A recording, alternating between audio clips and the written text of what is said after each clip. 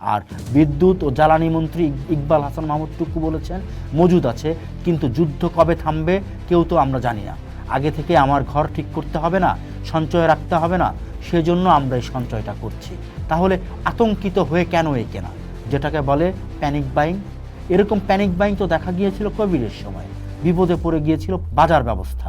Panic বাইংয়ের সমস্যা হচ্ছে আপনি কিংবা ভোক্তা যখন কিছু কিনে মজুত করতে থাকে, বাজারে তার প্রভাব পড়ে। ভোক্তা নিজেও বোঝে না তার এই আচরণের কারণে তারই প্রতিবেশী কিংবা দূরের স্বজন বিপদে পড়ে যাচ্ছে। এই যে ভোক্তার আচরণ, সেটা যেমন বিপদ ডেকে আনে, তার থেকে বড় বিপদ ডেকে আনে বাজারের সিন্ডিকেট। তারা মজুতদারি করতে থাকে। আমেরিকা ইসরায়েলের ইরান হামলার কিংবা মধ্যপ্রাচ্যের যুদ্ধ ছড়িয়ে পড়ার কারণে জ্বালানি সংকট বিশ্বব্যাপী। বাংলাদেশের বাজারেও তার পড়েছে প্রভাব। মিডিয়ার প্রতিবেদনে দেখা যাচ্ছে মধ্যপ্রাচ্যে যুদ্ধের প্রভাবে দেশে জ্বালানি তেলের সংকট হতে পারে। এমন আতঙ্কে ঢাকা, খুলনা, সিলেটের বিভিন্ন ফিলিং স্টেশনে জ্বালানি তেল, অকটেন, পেট্রোল ও ডিজেল কিনতে ভিড় করেছেন গাড়ি চালকেরা। বিশেষ করে মোটরসাইকেল চালকদের ভিড় বেশি দেখা যাচ্ছে। দেশের অন্য এলাকাতেও একই ধরনের খবর পাওয়া গেছে। দেশের বিভিন্ন পাম্পে তেল নাই লেখা সাটিয়ে বিক্রি বন্ধ রাখা হয়েছে। দু একটা পাম্পে সীমিত পরিমাণ পেট্রোল মিললেও অন্য জ্বালানি তেল পাওয়া যাচ্ছে না। বিভিন্ন স্টেশনে তেল বিক্রির পরিমাণ নির্দিষ্ট করে দেওয়া হয়েছে। মোটর সাইকেলের জন্য 200 টাকা, অন্য গাড়িতে 500 টাকার তেল দেওয়া হচ্ছে। কিছু ফিলিং স্টেশনে চাহিদা মতো তেল বিক্রি করা হচ্ছে। কিন্তু দেশে জ্বালানি তেলের আসল পরিস্থিতি কি? বিপিসি বলছে অকটেনের মজুদ আছে 23,055 টন। দিনে 913 টন করে সরবরাহ করলে এই পরিমাণ তেল দিয়ে 25 দিনের মতো চলা যাবে। পাশাপাশি দেশীয় উৎস থেকে এ মাসেই 25,000 টন অকটেন মজুদে যুক্ত হওয়ার কথা রয়েছে। অন্যদিকে পেট্রোলের মজুদ আছে 15,517 টন।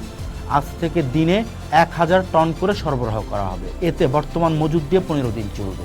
তবে ইআরএল থেকে প্রতিদিন 400 টন করে পেট্রোল পাওয়া যাবে। বিবিসি বলছে আতঙ্কিত হওয়ার মতো পরিস্থিতি এখনো হয়নি, কারণ অকটেনের 50% এবং পেট্রোলের শতভাগ দেশে উৎপাদিত হয়। তবে বিবিসি গত শুক্রবার ফিলিং স্টেশনগুলো থেকে তেল সরবরাহের সীমা বেঁধে দিয়েছে। এতে মোটর সাইকেল দিনে 2 লিটার এবং প্রাইভেট কার 10 লিটার তেল পাবে। বাস ও ট্রাকের ক্ষেত্রেও সীমা চেক করে দেওয়া হয়েছে। সব মিলিয়ে 50,000 টন অকটেন মজুদে যুক্ত হলে তা দিয়ে চলা যাবে 44 দিন। আর বিদ্যুৎ ও জ্বালানি মন্ত্রী ইকবাল হাসান মাহমুদ টুকু বলেছেন মজুদ আছে, কিন্তু যুদ্ধ কবে থামবে কেউ তো আমরা জানি না। আগে থেকে আমার ঘর ঠিক করতে হবে না, সঞ্চয় রাখতে হবে না, সেজন্য আমরা এই সঞ্চয়টা করছি। তাহলে আতঙ্কিত হয়ে কেন এই কেনা, যেটাকে বলে প্যানিক বাইং? এরকম প্যানিক বাইং তো দেখা গিয়েছিল কোভিডের সময়, বিপদে পড়ে গিয়েছিল বাজার ব্যবস্থা। প্যানিক বাইংয়ের সমস্যা হচ্ছে আপনি কিংবা ভোক্তা যখন কিছু কিনে মজুত করতে থাকে, বাজারে তার প্রভাব পড়ে।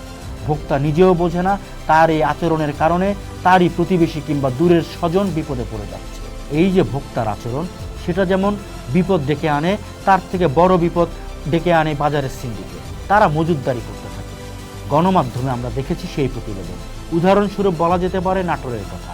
নাটোরে সিংড়া উপজেলায় বাঁশঝাড়ের মধ্যে মাটির নিচে পানির ট্যাঙ্ক বসিয়ে 10,000 লিটার জ্বালানি তেল লুকিয়ে রেখেছিলেন রুবেল হোসেন নামক এক জ্বালানি ব্যবসায়ী। খবর পেয়ে উপজেলা নির্বাহী কর্মকর্তা আজ শনিবার দুপুরে অভিযান চালিয়ে ওই ব্যবসায়ীকে মাত্র 5,000 টাকা জরিমানা করেছেন।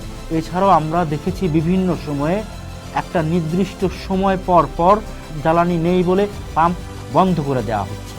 রাজধানী বা বড় শহরগুলোর এই অবস্থা। এখন বিরূপ চেহারা দেখা না গেলেও জেলা বা প্রত্যন্ত এলাকায় ছোবল বাড়াচ্ছে প্যানিক বাইং মজুদের ঘটনা। তাই প্রশ্ন, এই প্যানিক বাইং থামবে কিভাবে? থামতে পারে একমাত্র বাজারের যদি কনফিডেন্স বা আস্থা তৈরি করতে পারে। আমাদের পর্যাপ্ত মজুদ আছে, কিন্তু সেই মজুদের প্রচার এবং কী কারণে ব্যবস্থাপনা, সেটা সরকার কতটা জনগণের কাছে হাজির করতে পারছে, বোঝাতে সক্ষম হচ্ছে এবং এই সংকটকালে কিভাবে মোকাবেলা করছে, এই বিষয়গুলো পরিষ্কার করতে পারলে সব কিছু সমাধান হয়ে যাবে। অর্থনীতিবিদ ও গবেষক জিয়া হাসান বলেছেন, এই সংকটে সরকারকে আরও কিছু ব্যবস্থা নিতে হবে। সরকারকে স্বচ্ছভাবে তথ্য প্রকাশ করতে হবে। প্রধানমন্ত্রীর নেতৃত্বে একটি উচ্চ পর্যায়ের কমিটি গঠন করতে হবে।